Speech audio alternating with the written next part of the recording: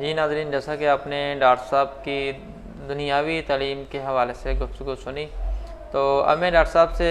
اگلا سوال یہ کرتا ہوں کہ آپ کی جو دینی تعلیم کی تکمیل کہاں اور کب مکمل ہوئی؟ دینی تعلیم کے حوالے سے جیسے میں نے آپ کو پہلے بتایا کہ ہم نے گھر سے ہی تعلیم کا آغاز کیا، والد صاحب سے قرآن پاک کا ترجمہ پڑھا اور حدیث کی کتابیں پڑھیں، ابتدائی گرامر کی، فارسی بھی والد صاحب نے پڑھائی۔ تو اس کے بعد پھر چونکہ زیادہ رجحان ہمارا اسکول کالج کی طرف تھا، تو وہاں بھی الحمدللہ ہم نے جب ایم اے اسلامیات کیا تو اس میں بھی کافی چیزیں جو ہیں وہ اسلامیات کی پڑھی گئیں۔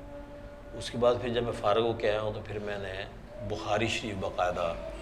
جامعہ محمدیہ کے ہمارے شیخ الحدیث تھے مولانا عبدالحلیم صاحب، اللہ کو پیارے ہو گئے ہیں، اللہ تعالیٰ ان کو جنت الفردوس میں اعلیٰ مقام عطا فرمائے، تو ان سے باقاعدہ ہم نے بخاری شریف کی سند حاصل کی۔ تو